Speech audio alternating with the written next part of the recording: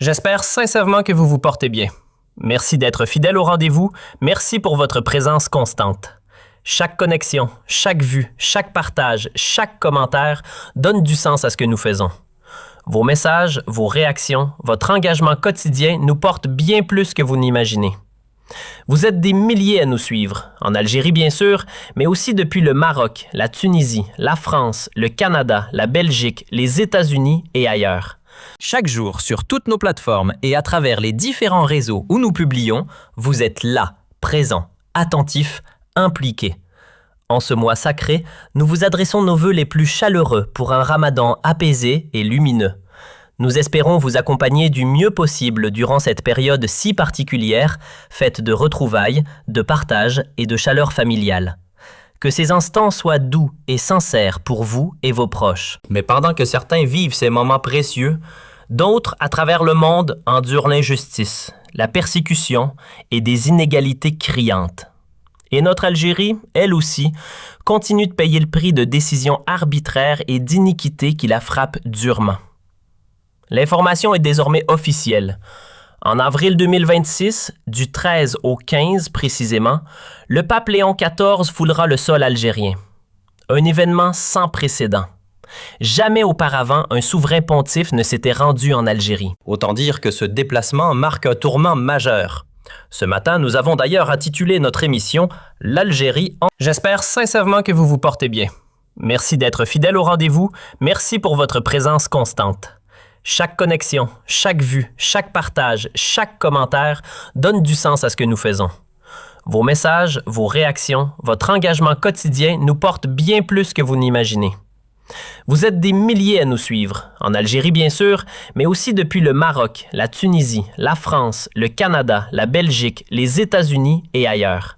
Chaque jour, sur toutes nos plateformes et à travers les différents réseaux où nous publions, vous êtes là, présents, attentifs, impliqués. En ce mois sacré, nous vous adressons nos vœux les plus chaleureux pour un ramadan apaisé et lumineux.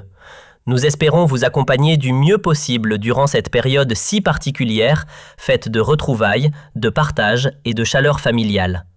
Que ces instants soient doux et sincères pour vous et vos proches. Mais pendant que certains vivent ces moments précieux, d'autres, à travers le monde, endurent l'injustice, la persécution et des inégalités criantes. Et notre Algérie, elle aussi, continue de payer le prix de décisions arbitraires et d'iniquités qui la frappent durement. L'information est désormais officielle. En avril 2026, du 13 au 15 précisément, le pape Léon XIV foulera le sol algérien. Un événement sans précédent. Jamais auparavant, un souverain pontife ne s'était rendu en Algérie. Autant dire que ce déplacement marque un tournant majeur. Ce matin, nous avons d'ailleurs intitulé notre émission « L'Algérie entre dans l'histoire ». Car oui, c'est aussi la fin d'un oubli, presque d'une anomalie historique. Il ne faut pas oublier que cette terre n'est pas étrangère au christianisme, bien au... J'espère sincèrement que vous vous portez bien. Merci d'être fidèle au rendez-vous. Merci pour votre présence constante. Chaque connexion, chaque vue, chaque partage, chaque commentaire donne du sens à ce que nous faisons. Vos messages, vos réactions, votre engagement quotidien nous portent bien plus que vous n'imaginez. Vous êtes des milliers à nous suivre, en Algérie bien sûr, mais aussi depuis le Maroc, la Tunisie, la France, le Canada, la Belgique, les États-Unis et ailleurs. Chaque jour, sur toutes nos plateformes et à travers les différents réseaux où nous publions, vous êtes là, présents, attentifs, impliqués. En ce mois sacré, nous vous adressons nos vœux les plus chaleureux pour un ramadan apaisé et lumineux. Nous espérons vous accompagner du mieux possible durant cette période si particulière, faite de retrouvailles, de partage et de chaleur familiale. Que ces instants soient doux et sincères pour vous et vos proches. Mais pendant que certains vivent ces moments précieux, d'autres, à travers le monde, endurent l'injustice, la persécution et des inégalités criantes. Et notre Algérie, elle aussi, continue de payer le prix de décisions arbitraires et d'iniquités qui la frappent durement. L'information est désormais officielle. En avril 2026, du 13 au 15 précisément, le pape Léon XIV foulera le sol algérien. Un événement sans précédent. Jamais auparavant, un souverain pontife ne s'était rendu en Algérie. Autant dire que ce déplacement marque un tournant majeur. Ce matin, nous avons d'ailleurs intitulé notre émission « L'Algérie entre dans l'histoire ». Car oui, c'est aussi la fin d'un oubli, presque d'une anomalie historique. Il ne faut pas oublier que cette terre n'est pas étrangère au christianisme, bien au contraire. C'est la patrie de saint Augustin, l'enfant de Tagaste, l'un des penseurs les plus influents de la chrétienté. L'Algérie fut un foyer spirituel, un carrefour religieux qui a contribué à l'essor du christianisme bien au-delà de ses frontières, aussi bien en Afrique qu'en Europe. Une terre qui a nourri, inspiré et porté cette tradition à travers les siècles. Mais attention, un moment historique peut aussi être abîmé. Une visite d'une telle portée peut être ternie par des excès, par des réflexes autoritaires, par des dérives politiques qui persistent. Léon XIV ne vient pas uniquement pour les photographies officielles. Il a déjà rencontré le président algérien en juillet 2024, il connaît donc le terrain. Cette fois, il devrait utiliser son influence, non pas pour menacer ni intimider, mais pour engager un dialogue franc, pour encourager un changement, pour pousser à abandonner les pratiques qui étouffent les libertés publiques et individuelles. Car une question demeure. Comment accueillir le chef de l'Église catholique, figure mondiale de tolérance, de liberté de conscience, de pluralisme, de dignité humaine, alors que des restrictions persistent à l'intérieur du pays? Celui qui symbolise la liberté de croire, de penser et d'exister librement ne peut être célébré dans un contexte où le libre arbitre reste fragile. La dignité humaine n'est pas un slogan diplomatique. Elle repose avant tout sur la liberté et l'autonomie de chaque individu. Une question me hante. De quelle manière peut-on dérouler le tapis rouge à Léon XIV alors que, derrière les murs de nos établissements pénitentiaires, des dizaines de voix critiques demeurent enfermées? Je pense à Christophe Glaizès, mais aussi à tant d'autres compatriotes. Abdelwakil Blam, Mohamed Al-Jadid, l'économiste Gélama, l'universitaire et historien Tahi Ohashi, récemment incarcéré, et la liste est loin d'être close. Beaucoup ont été privés de liberté, non pour des actes violents, mais pour des prises de position. Certains en raison de liens supposés avec le mouvement pour l'autodétermination de la Kabylie, d'autres pour leur relation avec des opposants établis à l'étranger, ou encore pour une proximité avec des courants politiques dissidents. Leur point commun, ils ont exprimé des idées, pacifiquement. Et pour cela, ils se retrouvent derrière les barreaux. Je repense alors aux paroles prononcées par Léon XIV à la fin de l'année 2025. Devant des diplomates réunis à Rome, le pape avait affirmé avec gravité que le Saint-Siège ne resterait pas spectateur face aux atteintes aux droits humains. Il avait insisté. L'Église ne peut demeurer indifférente aux injustices profondes, aux déséquilibres criants, aux violations des libertés fondamentales dans un monde fragmenté, traversé par les tensions et les conflits. Ces mots n'étaient pas anodins. Ils engageaient une responsabilité morale. Et aujourd'hui, à l'approche de cette visite historique, ils résonnent avec une force particulière. Les déclarations de Léon XIV, relayées officiellement par le Vatican, ne laissaient place à aucune ambiguïté. Le ton était ferme, réfléchi, assumé. Le pape, citoyen américain, a clairement exprimé sa volonté de voir l'Église catholique, le Saint-Siège et l'institution pontificale user pleinement de leur influence morale pour servir l'intérêt supérieur de l'humanité. Son idée est simple.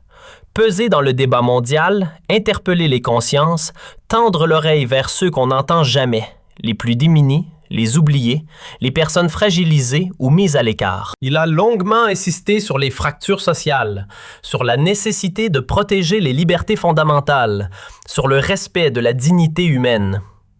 Ce discours, prononcé lors de l'accréditation de plusieurs ambassadeurs, notamment du Pakistan, de Bahreïn, du Sri Lanka ou encore de Finlande, traçait une ligne claire. La papauté ne peut être neutre face aux injustices. Nous parlons donc d'un chef spirituel particulièrement attentif aux droits humains, qu'ils soient collectifs ou individuels. Et voilà que ce même pape s'apprête à se rendre en Algérie. D'ailleurs, le cardinal Jean-Paul Vesco, archevêque d'Alger, l'a récemment confié dans un entretien accordé au quotidien français La Croix. Selon lui, la venue de Léon XIV constitue un signal fort, un encouragement immense, non seulement pour l'Algérie, mais bien au-delà. Une visite pontificale, rappelait-il, dépasse toujours le cadre strictement religieux. Elle touche l'ensemble d'un pays, comme on l'a observé au Liban récemment. Le fait que ce déplacement intervienne au tout début de son pontificat lui donne une portée encore plus symbolique. Et il faut noter que ce voyage africain, prioritaire même par rapport à d'autres destinations comme la Turquie ou le Liban, était déjà envisagé sous le pontificat précédent, celui du pape François. Je comprends parfaitement l'enthousiasme exprimé par le cardinal Jean-Paul Vesco. Oui, cette visite mérite d'être saluée. Oui, elle peut rehausser l'image de l'Algérie et lui offrir un éclat particulier sur la scène internationale. Il serait logique de l'accueillir avec respect et de tout faire pour qu'elle soit une réussite. Mais on ne peut pas célébrer un symbole universel de liberté spirituelle tout en fermant les yeux sur les restrictions imposées à la liberté de conscience. Il existe encore dans notre pays des croyants, notamment parmi les évangéliques, qui ne peuvent pratiquer leur foi comme ils l'entendent. Certaines dispositions juridiques, particulièrement sévères, entretiennent une confusion entre prosélytisme et simple expression religieuse. Officiellement, l'État affiche une posture d'ouverture et affirme protéger les minorités chrétiennes. Les rénovations de Notre-Dame d'Afrique ou les travaux entrepris à l'église du Sacré-Cœur à Alger en témoignent. Il faut le reconnaître, des efforts ont été faits, et ce depuis longtemps. Personne ne peut le nier. Le Sacré-Cœur d'Alger, par exemple, demeure un symbole fort du patrimoine chrétien dans le pays. Cependant, ces initiatives positives sont affaiblies par une gouvernance marquée par l'arbitraire. On ne peut pas d'un côté exalter le pluralisme, le dialogue entre religions, l'ouverture et la diversité, et de l'autre, maintenir derrière les barreaux des prisonniers politiques. Cette contradiction risque d'assombrir la portée même de l'événement. Léon XIV n'arrive pas en terrain inconnu. Il s'est déjà exprimé, il a déjà agi. On se souvient qu'en juillet 2024, il avait publiquement évoqué certaines situations sensibles et que le Saint-Siège, sans tapage mais avec constance, a exercé une influence réelle. Peut-être discrète, peut-être indirecte, mais bien réelle. La libération de Boualem Sansal en novembre 2025 n'est pas tombée du ciel. La venue du pape en Algérie avait été, dit-on, liée à des gestes symboliques attendus du pouvoir, notamment à l'égard de figures reconnues mondialement pour leur engagement en faveur des libertés fondamentales. Dans ce dossier précis, le Vatican, et le pape personnellement, auraient plaidé pour la clémence. Il ne s'agissait pas de défendre une idéologie, mais un principe. Un écrivain âgé, affaibli par la maladie, emprisonné pour ses mots. Des paroles qui dérangent peut-être. Qui choquent certains sans doute, mais des paroles. Or, dans une société qui se respecte, une opinion ne devrait jamais conduire derrière les barreaux. C'est pourquoi Léon XIV ne peut pas renier ce qu'il a affirmé en décembre 2025. Il s'était engagé à ne pas détourner le regard face aux atteintes aux droits humains. Sa visite sur le continent africain représente une occasion majeure d'aborder ces questions, notamment dans un pays central comme l'Algérie, où la question des libertés reste brûlante. Car soyons lucides, le principal obstacle au décollage du pays n'est ni économique ni technologique. Le véritable verrou, c'est l'autoritarisme. Lorsqu'un système confisque la liberté, il étouffe l'intelligence collective. Il freine l'initiative, décourage l'audace, bloque l'innovation, paralyse l'esprit d'entreprise. Sans espace pour penser, créer et contester, aucun progrès durable n'est possible. Voilà le mal profond qui empêche le pays de respirer pleinement. Aujourd'hui, en Algérie, un simple poste peut coûter la liberté. Une phrase publiée en ligne, une remarque laissée sous une vidéo, un trait d'humour, une chanson un peu audacieuse, un photomontage, une image partagée, et la sanction tombe. Même ironie devient suspecte. On peut se retrouver derrière les barreaux pour des mots, pour une idée, pour un sourire mal interprété. Ce constat n'a rien d'ordinaire. Il est profondément inquiétant. Dans ce contexte, Léon XIV ne peut pas se contenter de formules diplomatiques. Je ne dis pas qu'il doit gouverner à la place des Algériens, ni se substituer à eux. Mais il lui revient, en tant qu'autorité morale mondiale, d'échanger franchement avec le chef de l'État, de l'inviter à l'introspection, d'encourager la clémence et de rappeler une évidence. La dignité humaine suppose la liberté. Les droits individuels et publics ne sont pas des privilèges, ce sont des fondements. La liberté n'est pas un luxe philosophique, c'est le socle même de l'humanité. La dignité, l'autonomie, La capacité de choisir, de s'exprimer, de défendre une opinion ou de vivre selon ses convictions. Tout cela constitue l'essence d'une société vivante. Comment, dès lors, célébrer la foi aux côtés d'un pouvoir qui restreint ces espaces? Au fond, qu'est-ce que croire? Que l'on soit musulman, chrétien ou juif, la foi est un élan volontaire. C'est l'instant où l'être humain dépasse ses besoins matériels, s'affranchit de ses contraintes et s'élève vers une dimension spirituelle qui apaise l'âme. La spiritualité commence par un acte libre. Sans liberté intérieure et extérieure, il n'y a pas de foi authentique. Or, aujourd'hui, nos prisons comptent encore